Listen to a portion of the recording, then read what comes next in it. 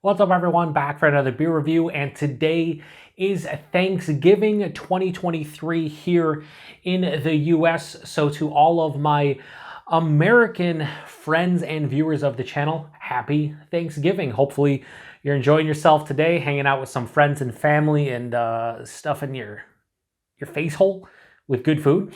For me, when it comes to beer, Thanksgiving kind of signifies the end of pumpkin beers for myself. I usually don't drink pumpkin beers past Thanksgiving for no other reason than I want to get into all of the winter beers. So I thought it was appropriate that for today's special Thanksgiving review, I would review my final pumpkin beer of the year. And it comes from the Idiom Brewing Company, and they're out of Frederick, Maryland. And this is their Barrel-Aged Off Your Gourd. So they are calling this one a Barrel-Aged Imperial Porter that is brewed with pumpkin, brown sugar, candied ginger, Saigon cinnamon, and nutmeg. It comes in at 9.5% alcohol by volume. No IBUs listed. Time of review, and this can is just under 2 months old. And I want to give a huge thanks, a shout out once again to a good friend of mine and fellow BeerTuber, Ryan, over at Ryan's Beer Reviews for this beer. So huge thanks to him. In the description box, I'll post a link to his channel along with the beer mail unboxing video I did that contains all the goodies he hooked me up with. And he sent me a small box as I requested because Ryan goes crazy with the beers. And in that box were 4 beers, and 2 of them from Idiom, one of his favorite local breweries. This and they had I forget the name of the beer, but it's basically a pastry sour with crunch berries, Captain Crunch Berries. I can't wait to review that one, probably review it in the next week or two. But he threw this one in there, and I was really excited because I know this is one of his favorite pumpkin beers, or at least this year anyway. And yeah, it sounds pretty wild to me. So this is a barrel-aged Imperial Pumpkin Porter, and they're aging this one in George T. Stagg and Stagg Jr. barrels. I don't know much about bourbon, but sounds pretty good to me. So anyway, we're going to use my favorite glass here, the Bill Burr Samuel Adams Jacko pumpkin beer skit from a couple years ago. Huge thanks to Mike over at FLX Beer Reviews for this glass. By far my favorite glass. It's so good. And I only drink pumpkin beers out of it because why? What else you could drink out of it? This is going to go everywhere, isn't it? Ooh, it did not, thankfully. Anyway, we're going to give it a proper pour here. And yeah, so that's pouring out more of a dark brown than anything else. But it's looking pretty good. Try to generate a head. Like, you can't really see the beer in here anyway because of the glass itself. So, like, aesthetically pleasing, maybe, but you probably won't know because you can't see. Anyway, that looks absolutely phenomenal. We'll just start with the side where it says, "The fuck is this shit?" Yeah, what is this shit? So in the glass, it definitely doesn't look like a regular porter because it has, to me, on camera, it's probably going to be pitch black. My camera sucks. It is what it is. Hold it up to the light, looks like cola or like a Dr. Pepper. Down here, you got like lighter, like brown colors. It definitely looks like I poured a glass of, say, Coca-Cola or something without the crazy carbonation. Had about a finger of a lightly brown or into like a deep tan colored head, has dissipated to a thin film. There's some decent legs from the alcohol on the sides of the glass. It looks nice, but a little bit lighter than I would like. At the end of the day, does it really matter? No, I want to see what it tastes and smells like, so that's the first thing. Let's get a nose. Yeah, so the cinnamon's coming through, and the nutmeg, and the, candied ginger. First 3 things that hit me in that order: cinnamon, nutmeg, ginger. Now, I know Ryan said this beer was pretty boozy when he had it, and he liked the flavors and everything. He loved this beer. I think he gave this like a 4.75, but he did say it was boozy. I'm not getting a substantial booze in the nose, but I'm getting a lot of those pumpkin spices. And now the ginger is moving past the nutmeg, starting to take on the cinnamon.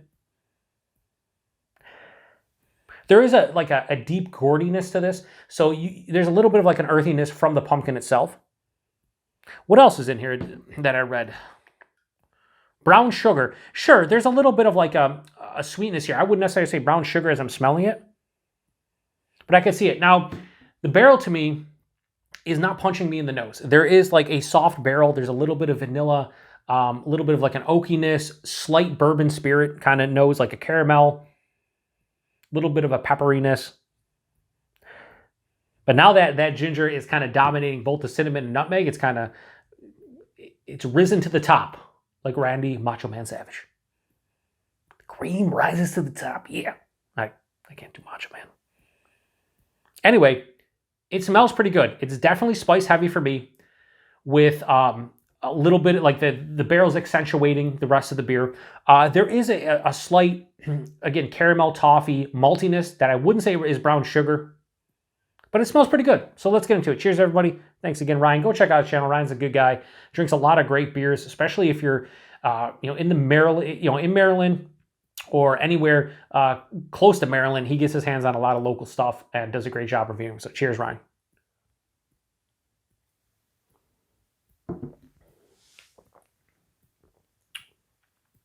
It's real good. That is a real good pumpkin beer. The spices are prominent, but there is a complexity to the spices. The candied ginger is leading the way, but I'm getting a big blast of like cinnamon and nutmeg, and I'm tasting the brown sugar in the actual taste. I couldn't really smell it, but in the taste for sure. Buying this is bigger than I expected based on the pour and what I'm looking at. This is like higher side of medium, lower side of full. Probably lower side of full. 9.5%, I'm fine with that. It has a nice viscosity. It's not like overly thick, but it definitely has a heft to it that lets you know you're drinking an Imperial Porter or stout of some sort. The mouthfeel. It's carbonated, but it's not overly done. And there is a smooth, slightly creamy sensation. So kudos to them on the body and mouthfeel. For a 9.5% Imperial, barrel-aged Imperial Pumpkin Porter, they've done a pretty good job with the body and mouthfeel. It's really nice. The taste, first thing that hits me at the tip of the tongue is actually the spices, which is rare. A lot of times I get them on the back. It's that candied ginger. It's the cinnamon nutmeg. Dives underneath the palate, hits me again on the back of the palate, but it hits me right at the tip of the tongue. After that, it's brown sugar. It's caramel. There's a little bit of molasses. Definitely a malt-driven beer at the front of the palate. As it continues on, I get a little bit of that earthy pumpkin flavor, that gourdiness that is really nice. And a lot of times you don't actually pick up on the pumpkin, and I think probably the pumpkin's helping out again with the body and mouthfeel as well. That's usually what you get from the pumpkin, but I do appreciate the earthy kind of pumpkin taste that a lot of pumpkin beers don't have. Yeah, right after that is where the barrel hits, and again, I don't think the barrel is super prevalent in this one. It's accentuating this base Imperial Pumpkin Porter. There's wafts of like cinnamon. In the nose, sorry, not cinnamon, vanilla. There was wafts of that in the nose. In the taste, there's whispers of, vanilla, oak, a little bit of peppery bourbon. And that's nice. That carries on to the back of the palate where those spices hit me again. And it's more of like a cinnamon, nutmeg, and candied ginger. So the ginger is the more prominent spice at the front of the palate. On the back, though, the cinnamon and nutmeg dominate. And I will say, I don't know, I'm pretty sure that Ryan drank this relatively fresh. Almost a couple months into the can. Is it warming? Yes, this is a very warming beer into my chest and in my stomach. Like each sip, it goes down, it's warming. It's not really that boozy though. He said it was extremely boozy. So maybe this has settled down. I would imagine I'm drinking this one in the middle of November. So it's probably, I don't know, maybe 4 to 6 weeks later than he did.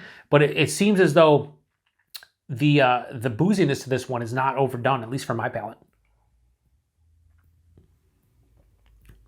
Yeah, I mean, I can tell it's a big beer, but I wouldn't say it's boozy. I would guess 9 to 10%. Somewhere in that range is 9.5. It makes sense. This is really nice stuff. Is it my favorite pumpkin beer of the year? No, it's not.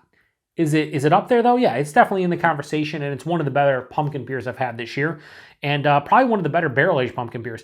I'm not going to give it a crazy high score. Again, he gave it a 4.75. I think he might have even went a little bit higher. Can't remember off the top of my head.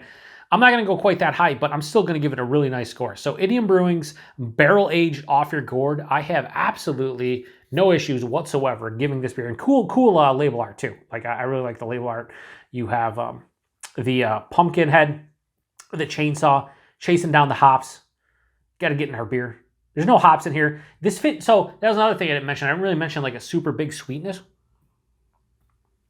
This lean sweet, when it has more of like a semi-dry kind of finish, very mildly bitter. Most pumpkin beers lean sweet. This lean sweet, but not for 9.5%. This is not cloying. I'll easily be able to drink the rest of that and not have any issues. So I don't think it's like extremely well balanced, but it's also not too sweet. So anyway, I'm going to give this beer right here a high 4.25 and go 4.35.